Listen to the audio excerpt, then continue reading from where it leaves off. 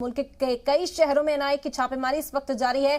दहशतगर्द, gangster और drugs smugglers के गठजोड़ को तोड़ने की छापेमारी इस वक्त की जा रही है। आपको बता दें कि दिल्ली, एनसीआर, पंजाब, हरियाणा और राजस्थान में एनआईए की छापेमारी जारी है। दहशतगर्दाना सरगर्मियों की रोकथाम के लिए एनआईए इस वक्त मुख्तलिफ ठिकानों पर रेड करती हुई नजर आ रही है। बड़ी खबर है, मुल्क के कई शहरों में एनआईए की छापेमारी इस वक्त जारी है। दहशतगर्द, गैंगस्टर्स और ड्रग्स स्मगलर्स के गठजोड़ को तोड़ने की कोशिश हो रही है। दिल्ली, एनसीआर, पंजाब, हरियाणा और राजस्थान में एनआईए इस वक्त छापेमारी कर रही है। दहशतगर्दाना जो सरगर्मियां हैं उन्हें रोकने के लिए एनआईए ने ये बड़ा कदम उठाया है। लगातार दहशतगर्द नशीली अशिया के जरिए भी जो यूथ है उसे खराब करने की कोशिश कर रहे हैं। कई तरह के ऑपरेशंस को अंजाम दिया जा रहा है। सरहद पार से मुसलसल बड़ी खेप नशीली अशिया की सरहद पार भेजने की जो फिराक में रहते हैं दहशतगर्द, उस पर भी अब शिकंजा कसा जाएगा। मुख्तलिफ ठिकानों पर एनआईए की रेड है। दस्तावेज खंगाले जाएंगे और कनेक्शंस ढूंढे जाएंगे कि आखिर कौन लोग इसमें शामिल हैं जो इस तरह की सरगर्मियों को अंजाम देने में